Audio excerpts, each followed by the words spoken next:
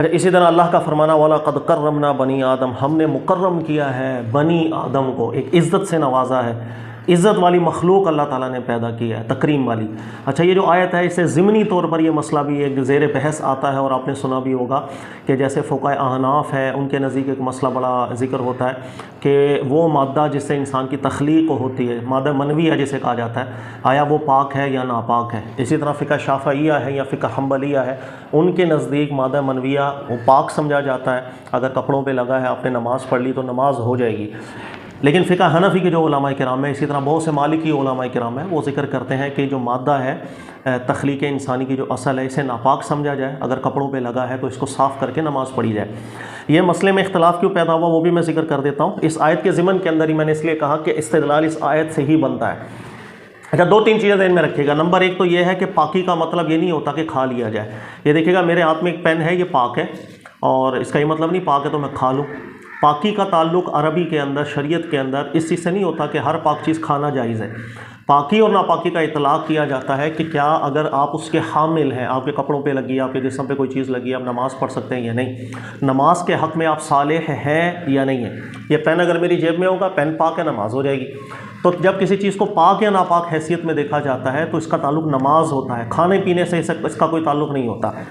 अच्छा, दूसरी चीज़ कि बहुत से मसाइल ऐसे हैं हमारे दीन में कि जिस पर खामोशी रखी जाती है। जैसे खून है, इसका नाम लेके अल्लाह रब्बुल इज़्ज़त ने हुर्मत कुरान पाक में जिक्र की, और दीगर चीज़ों की भी। लेकिन जो असले तख्लीक वाला मादा है, मादा मनी, इसको नाम लेकर के इस पर हुक्म शरीय कुरान पाक ने जिक्र नहीं किया, नापाकी के हवाले से या पाकी के हवाले से कोई जिक्र कुरान पाक में नहीं। अच्छा, इसी तरह अगर रिवायात में चले जाएं तो रसूलुल्लाह सल्लल्लाहु अलैहि वसल्लम से जितने भी आसार मरवी हुए हैं, किसी एक असर में भी सराहतन नाम लेकर इस मादे के हवाले से कोई डिस्कशन मौजूद नहीं है कि इसको पाक समझा जाए या इसको नापाक समझा जाए। ज़्यादा से ज़्यादा कुछ अफ़ाल का जिक्र आ जाता है। मिसाल के तौर पर उम्मुल मोमिनीन आयशा सिद्दीक़ा रज़ियल्लाहु ताला अन्हा के हवाले से वो जिक्र करती हैं कि मादा मनविया लिबास पर अगर कभी लगा हो तो इसको ज़्यादा धोने का अहतमाम नहीं किया जाता था, कभी धो भी लिया जाता था और कभी जो है ना वो फ़र्क करके नमाज़ पढ़ ली जाती थी। इसी तरीके से सहाबा इकराम से भी वो किसी चीज़ से साफ़ करके नमाज़ पढ़ लिया कर, यानी बाकायदा धोने का अहतमाम नहीं सहाबा किया करते थे। बस इतनी बातें मिली हैं।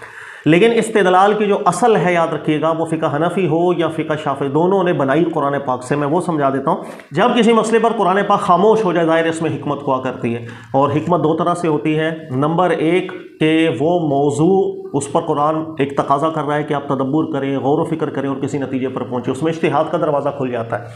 और जहाँ भी इज्तिहाद का दरवाज़ा खुल जाता है वहाँ पर एक वुसअत पैदा हो जाती है, इल्म की राहें खुल जाती हैं, और एक उम्मत के अंदर आसानी भी पैदा हो जाती है कि उन्हें एक से ज़्यादा राहें भी सीखने को मिलती हैं, अमल करने को मिल जाती हैं। मादा मनविया को फ़िक़ह हनफ़ी या फ़िक़ह मालिकी के बाज़ उलमाए किराम इस नज़र में देखते हैं कि कुरान ने या रसूलुल्लाह सल्लल्लाहु अलैहि वसल्लम से साबित आसार में नाम लेकर तो इसको नापाक करार दिया नहीं। तो हमने गौर करना है, हमने इशारा देखना है। तो वो इशारा इस जहत में देखते हैं कि अल्लाह ताला ने कुरान पाक में जिक्र किया, व इन कुंतुम जुनुबन फत्तहरू, अल्लाह ने फरमाया कि जब तुम जनाबत की हालत के अंदर हो तो फत्तहरू, अपने आप को खूब साफ़ और पाक कर लिया करो, नहा लिया करो अच्छी तरीके से।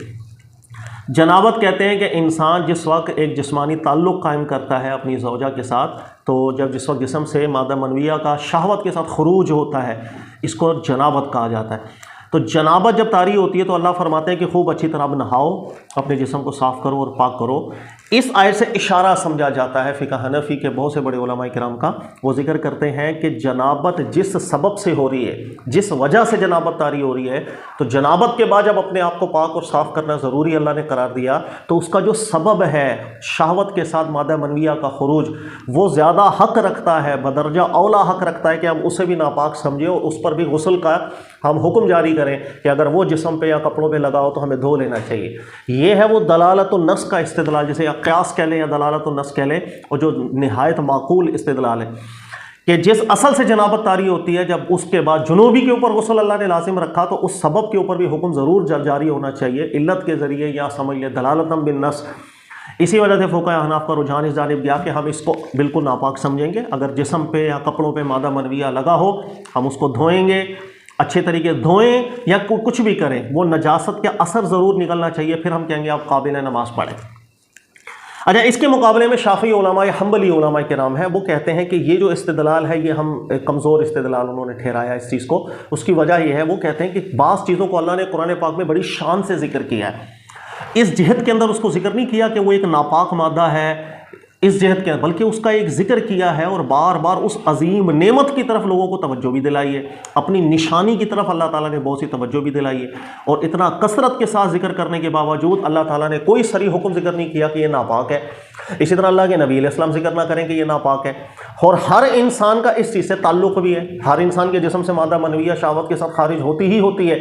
इतना अहम मौजू और उसको कुरान सराहतन नापाक करार ना दे, रसूलुल्लाह सल्लल्लाहु अलैहि वसल्लम सराहतन नापाक करार ना दे, तो ये अदम जिक्र जो है, यहाँ खामोशी का इख्तियार करना ही सबसे बड़ी एक दलील है कि अगर इसमें नापाकी का अंसर होता तो वाजिब था, ज़रूरी था कि बयान कर दिया जाता। दूसरी बात देखिएगा, अल्लाह ताला ने कुरान में जिक्र किया वलक़द कर्रमना बनी आदम, बनी आदम को अल्लाह ताला ने बहुत मुकर्रम बनाया, मुकर्रम पैदा किया, उसकी तकरीम और इज़्ज़त के साथ उसको पैदा किया है। और इसका जो मरहला तख्लीक है, जिसमें नुत्फ़ा पहला मरहला, इसको अल्लाह ने कई जगहों पर अपनी निशानी के तौर पर जिक्र किया। जैसे सूरह नहल में अल्लाह फरमाते हैं खलक़ल इंसान मिन नुत्फ़ा, अल्लाह ने इंसान को नुत्फ़ा से पैदा किया। दूसरी जगह अल्लाह फरमाते हैं खलक़का मिन तुराब सुम्मा मिन नुत्फ़ा सुम्मा सव्वाका रजुला, अल्लाह ने तुम्हें सबसे पहले मट्टी से पैदा किया, उसके बाद फिर नुत्फ़े से तुम्हारी तख्लीक हुई, फिर अल्लाह ताला ने सुम्मा सव्वाका रजुला, फिर एक बराबर तस्वीर के अंदर एक मर्द की सूरत के अंदर अल्लाह ताला ने तुम्हें पैदा कर दिया। तीसरी जगह अल्लाह फरमाते हैं सुम्मा जअलनाहु नुत्फ़तन फ़ी क़रार मकीन, के एक क़रार मकीन में अल्लाह ताला ने नुत्फ़ा था तुम्हें वहाँ पर ठहराव दिया। वल्लाहु खलक़कुम मिन तुराब सुम्मा मिन नुत्फ़ा सुम्मा जअलकुम अज़वाजा। इसी तरह अल्लाह फरमाते हैं अवलम यरल इंसान, इंसान गौर नहीं करता, इन्ना खलक़नाहु मिन नुत्फ़ा, के हमने उसे पैदा किया है नुत्फ़े के साथ। यानी इंसान की तख्लीक को बार बार नुत्फ़े के लफ्ज़ से अल्लाह ताला जिक्र कर रहे हैं और साथ ही फरमा रहे कि जो हमारी तख्लीक है इंसान की बड़ी मुकर्रम तख्लीक है। फिर अल्लाह फरमाते हैं वल्लज़ी खलक़कुम मिन तुराब सुम्मा मिन नुत्फ़ा, फिर अल्लाह फरमाते हैं इन्ना खलक़नल इंसाना मिन नुत्फ़तिन अमशाज नबतलीहि फ़जअलनाहु समीअन बसीरा, कि हमने इंसान को नुत्फ़ा अमशाज से पैदा किया, इसको मुख्तलिफ मराहिल के अंदर गुजारा और आखिर ये समी और बसीर एक शख्सियत के साथ कामिल हो गया। यानी अल्लाह ने कुरान में इतनी तफसील के साथ बार बार नुत्फ़े का जिक्र किया, उससे तख्लीक का जिक्र किया, और तख्लीक के बाद जब इंसान बना उस इंसान को भी मुकर्रम अल्लाह ने करार दिया। इस सब चीज़ों को, इतनी अहम टॉपिक को बार बार निशानी के तौर पर जिक्र करके इस चीज़ से खामोशी रखी जा रही है कि ये नापाक है या पाक है, तो ये खामोशी ही सबसे बड़ी दलील है कि अगर इसमें नापाकी का आंसर होता, इतना अहम मौजू पर खामोशी इख्तियार ना की जाती। यही वजह है कि इमाम शाफ़ी हो या इमाम अहमद बिन हम्बल हो, उनका रुझान इस जानिब माइल हुआ कि जो इंसान मुकर्रम है तो उसकी जो असल तख्लीक है हम इसको नापाक बोल ही नहीं सकते। और वो नुत्फ़ा जिसका अल्लाह ताला ने 50 जगहों पर जिक्र किया, अपनी निशानी के तौर पर जिक्र किया और ऐसी आयत के तौर पर जिक्र किया कि इंसान तवज्जो करे कि वो उसकी असल तख्लीक हुई कैसे है। नंबर 2, इमाम शाफ़ी रहमतुल्लाह ताला अलैह मोहम्मद बिन हसन इमाम अबू हनीफा के शागिर्द जो थे, इनसे एक दफ़ा बैठा हुई बातचीत चल रही, तो मोहम्मद बिन हसन यही इस्तदलाल कर रहे थे कि हमारे नज़दीक मादा मनविया कपड़ों पे लगा हो तो साफ़ करके नमाज़ पढ़े, पाकी का हुक्म हम नहीं देते। और इस्तदलाल हम यही करते हैं वन कुंतुम जुनुबन फतहरू, कि जनाबत में अल्लाह ने गुस्ल का हुक्म दिया है तो जिस वजह से जनाबत है वो भी हक़ रखता है कि उसकी तहारत की जाए। तो इमाम शाफ़ी रहमतुल्लाह अलैह ने यहाँ पर यही दलाइल कायम किए नुत्फ़े के हवाले से, और उन्होंने ये बात जिक्र की कि अगर असले तख्लीक इंसान की जिस चीज़ से हो रही है, इंसान मुकर्रम है, उसकी असले तख्लीक अगर नापाक है, तो उन्होंने कहा यह एतराज़ अल्लाह के नबी पर क्या आप लगा सकते हैं? क्या आप ये कह सकते हैं कि रसूलुल्लाह सल्लल्लाहु अलैहि वसल्लम जो अकरमुल खल्क है अल्लाह की बारगाह में, कि आप नापाक नुत्फ़े से पैदा हुए? तो मोहम्मद बिन हसन बिल्कुल आगे से कुछ खामोशी भी इख्तियार उन्होंने की थी। उन्होंने कहा नहीं, ये जुमला तो हम नहीं कह पाते हैं। उन्होंने कहा कि अल्लाह के नबी हों, अल्लाह के रसूल हों, अल्लाह के नेक बंदे हों, और मुतलकन इंसानियत को अल्लाह ने जब मुकर्रम करार दिया तो असले तख्लीक उसकी नापाक हम कह नहीं सकते।